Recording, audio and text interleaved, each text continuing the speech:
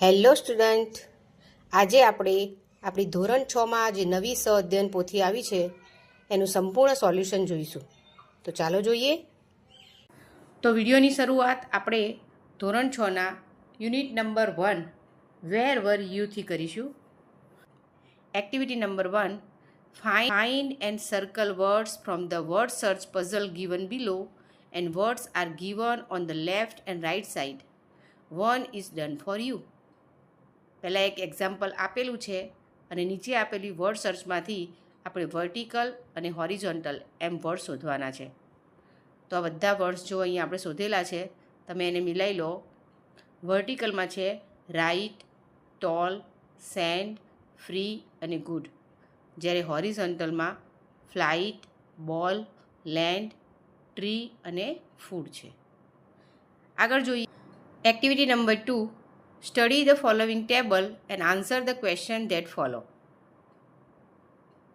નીચે જે ટેબલ આપેલું છે, ઉપર બી વિભાગમાં ફ્રેન્ડ્સના નામ આપેલા છે અને એ વિભાગમાં દાબેલી, પાણીપુરી, ચોકલેટ, ચોકોબાર, ઢોસા અને પીઝા એમ કરીને ફૂડ આપેલા છે.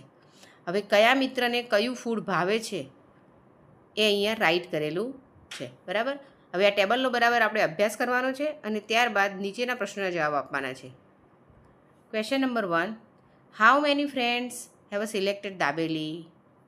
તો આપણે ઉપર ટેબલનો અભ્યાસ કરીશું, તેના આધારે આપણે કહી શકશું કે there are 4 friends have selected dabeli. Question number 2, who choose panipuri. તો Gita, Manju, Dinesh and Hussain are choose panipuri. Number 3, what did Mahesh like. તો Mahesh like dabeli, chocolate and pizza. જે આપણે ઉપરના ટેબલના આધારે આપણે કહી શકીએ છીએ કે મહેશને શું શું ભાવે છે. Question number 4, is dosa South Indian food. તો yes, dosa is a South Indian food. Question 5, who selected pizza. તો Mahesh and Dinesh selected pizza. Number 6, did anyone select sandwich. No, nobody select sandwich. Question number 7, who dislike chocobar. તો Mahesh, Geeta, Dinesh and Hussain disliked chocobar. Question number 8, nobody selected bhel. True or false. તો this sentence is true. Okay, આપણે નીચે true લખવાનો છે. આગળ જોઈએ. તો વિદ્યાર્થી મિત્રો, આવા અનેક એજ્યુકેશનલ વિડીયો મેં મારી વેબસાઇટ ઉપર પણ મૂકેલા છે. આ જે લિંક દેખાય છે એ જ લિંક ડિસ્ક્રિપ્શનમાં મૂકેલી છે. તમે ત્યાં જઈને ક્લિક કરશો એટલે તમારી સામે એક આવું પેજ ઓપન થશે પારુલ ક્લાસીસનું.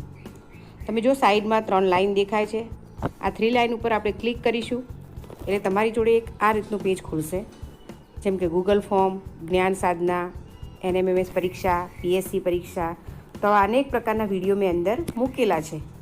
જેમ કે આપણે જોઈએ તો સ્વ-અધ્યયન પોથી લખેલું છે. હવે તમે સ્વ-અધ્યયન પોથી પર ક્લિક કરશો તો તમારી આગળ એક આ પેજ ખુલી જશે, સ્વ-અધ્યયન પોથીનું સોલ્યુશન વિડીયો જોવા માટે નીચેના બટન પર ક્લિક કરો. તો તમે અહીંયા જેવા ક્લિક કરશો એટલે સીધું તમને અહીંયા વિડીયો જોવા માટે બટન પર ક્લિક કરો.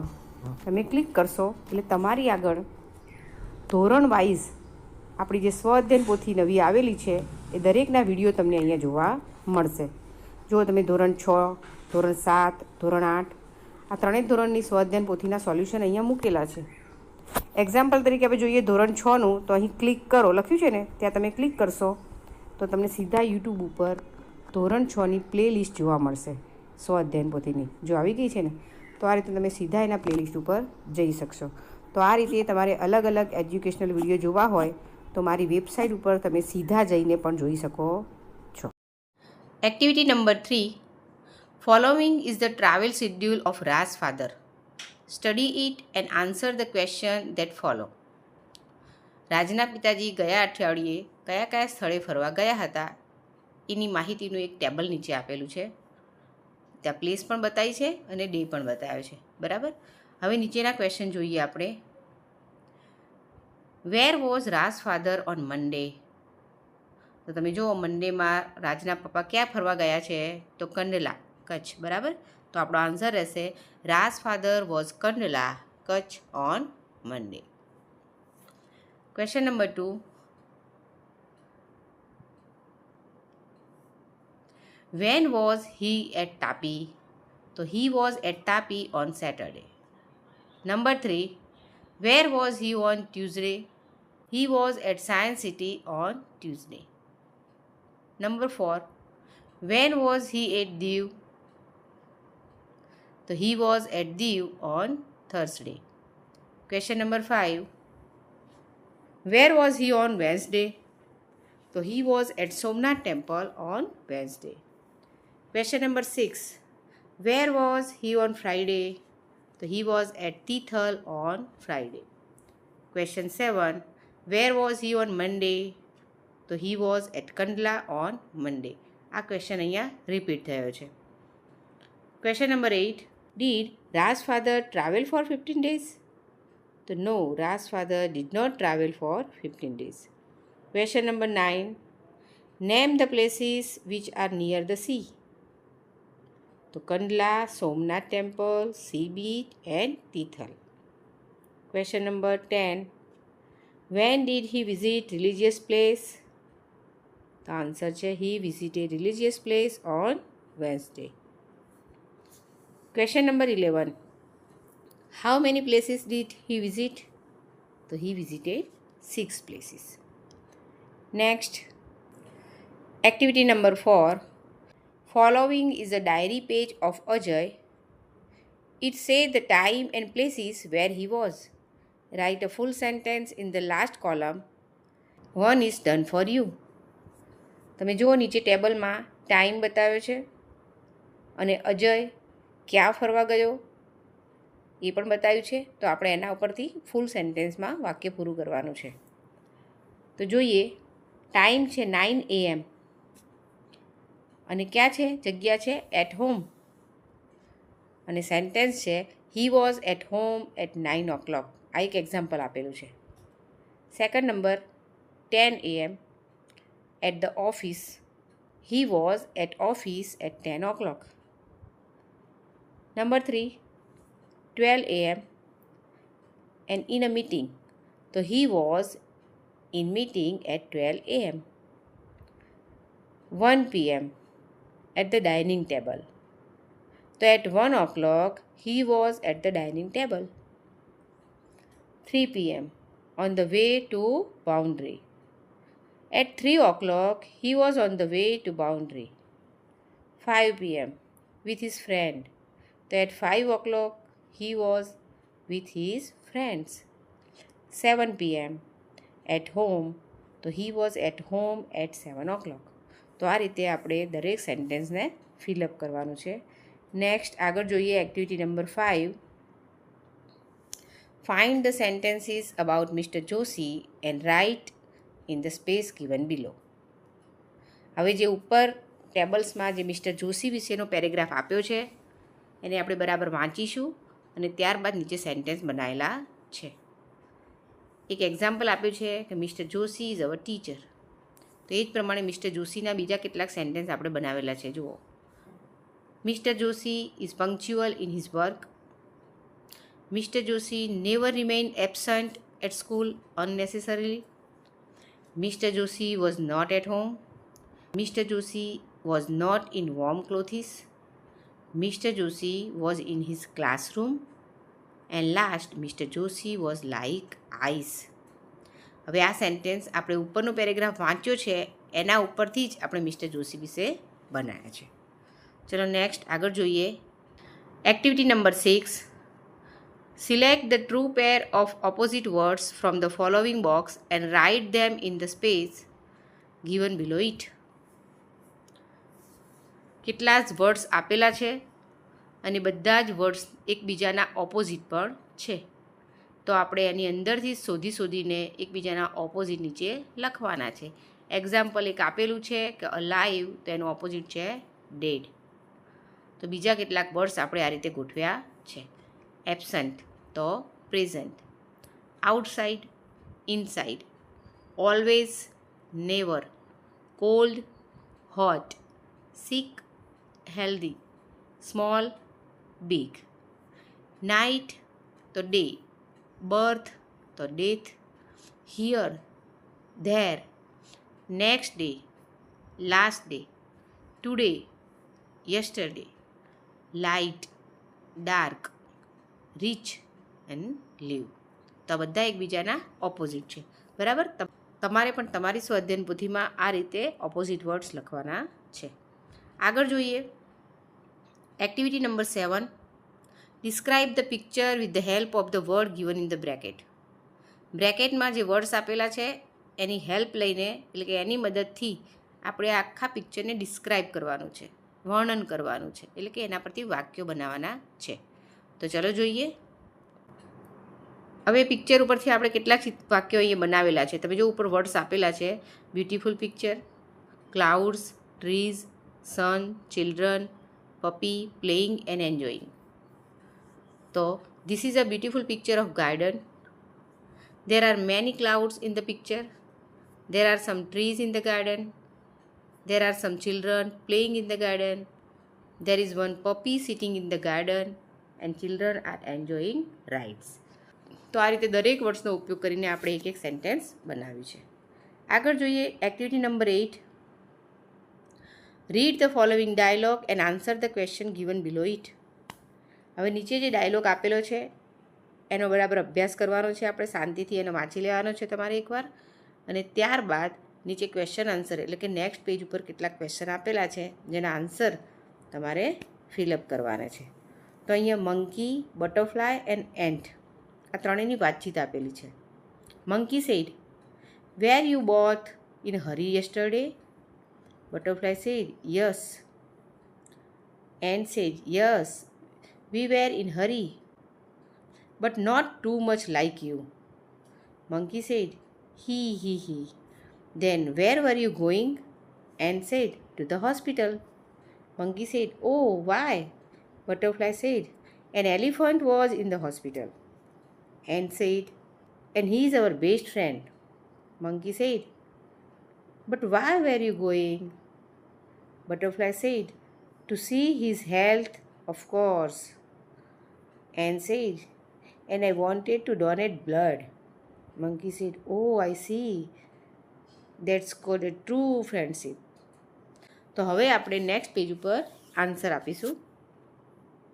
Question number 1. Who are talking here?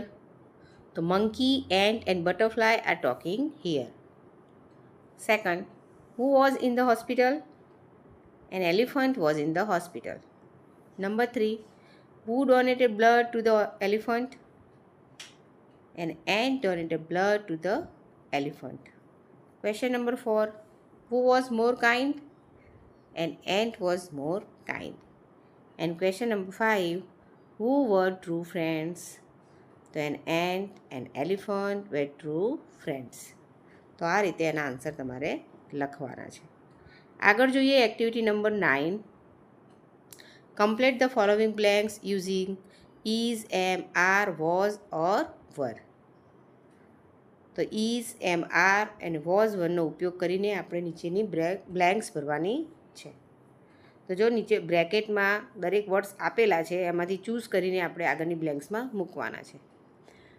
This is our city. Its name is Deesa. We are living here since 2010. There is a garden in it. There are mango trees, neem trees and banyan trees. The palm tree is very tall. The banyan tree is very big. And the sunflowers are yellow and the roses are pink. Our school is near the garden. We love it very much. તો આ રીતે આપણે દરેક બ્લેન્ક્સને ભરવાની છે. Activity number 10. Complete the following blanks using is, am, are, was, were. અહીંયા પણ is, M, R અને વોઝ વેરનો ઉપયોગ કરીને આપણે ખાલી જગ્યા ભરવાની છે. તો ચાલો જોઈએ. My name is Raju Solanki. I miss my primary school days. This page is from my old diary.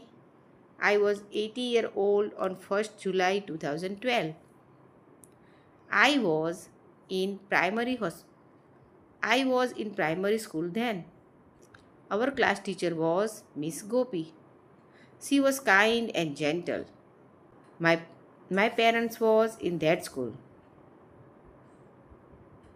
My father was the head teacher and my mother was teaching us English. Our family were happy there. બરાબર. આગળ જોઈએ activity number 11. Read the paragraph carefully. My school. અહીંયા my school વિશે એક paragraph આપેલો છે, તો પહેલાં આપણે એનું રીડિંગ કરીએ. My name is Manav. I am studying in Saraswati Vidyalaya. It is in Rajkot.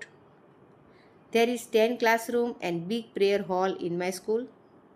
A playground in my school there is. My school has I got to school regularly. There are 2 multiplex theatre in my city.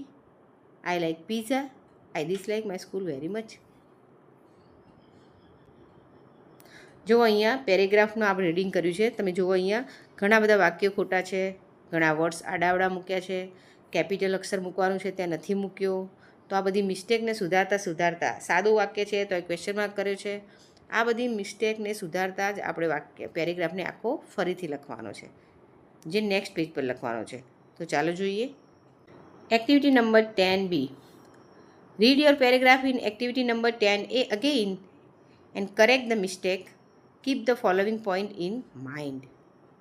હવે જે ઉપર કેટલાક point આપ્યા છે એ આપણે ધ્યાનમાં રાખવાના છે અને અગાઉ જે પેરેગ્રાફ જોયો છે એને આપણે ફરીથી લખવાનો છે. જેમ કે પોઈન્ટ છે કેપિટલ્સ.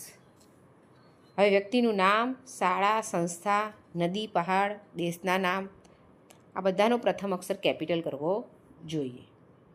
સેકન્ડ છે પંક્ચ્યુએશન માર્ક્સ, તો એનું પણ આપણે ધ્યાન રાખવું જોઈએ. નંબર 3 સ્પેલિંગ મિસ્ટેક એ હોય તો એ સુધારવાની છે.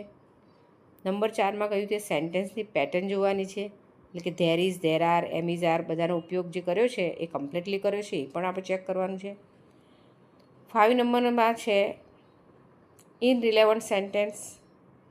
પેરેગ્રાફ આખો માય સ્કૂલ વિશે છે, પણ તમે જોયું કે 1-2 સેન્ટેન્સ અંદર બીજા પણ મૂકી દીધા છે જે સ્કૂલને લાગે વળતા નથી, તો એ આપણે કાઢી દેવા પડશે.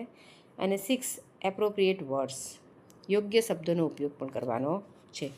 તો આ પોઈન્ટ્સને ધ્યાનમાં રાખીને આપણે પેરેગ્રાફને ફરીથી લખવાનો છે.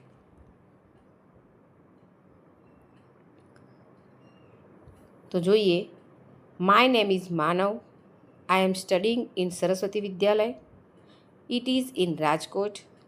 દેર are 10 classroom and big prayer hall in my school. There is a playground in my school. I go to school regularly. I like my school very much. તો આ રીતે તમારે પણ પેરેગ્રાફને સુધારીને ફરીથી લખવાનો છે. આગળ જોઈએ activity number 12. Complete the following dialogue. કૌંસમાં કેટલાક શબ્દો આપેલા છે. Can you help me, thank you, how are you, aunty, very good morning, yes sure. તો આ જ શબ્દોનો ઉપયોગ કરીને આપણે નીચે ડાયલોગ પૂર્ણ કરવાનો. તો આ શબ્દોનો ઉપયોગ કરીને આપણે નીચે ડાયલોગ પૂર્ણ કરવાનો છે. Priya said good morning aunty. Aunty said very good morning. Priya said how are you.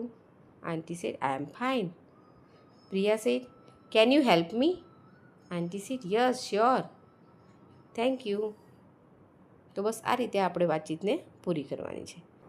તો અહીંયા આપણી સ્ટાન્ડર્ડ 6 ઇંગ્લિશનો યુનિટ 1ની 100 અધ્યાયન પોથી પૂર્ણ થાય છે. નેક્સ્ટ આપણો જે સબ્જેક્ટની જોવાની છે એ આપણે આપણા નેક્સ્ટ વિડીયોમાં જોઈશું. નમસ્કાર.